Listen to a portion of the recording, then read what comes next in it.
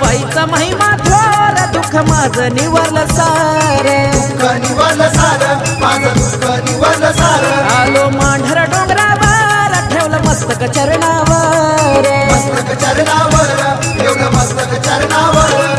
जत्रा तिची भरत्या मोठी पौष पुनवरातीला जत्रा तिची भरत्या मोठी पौष पुनवरातीला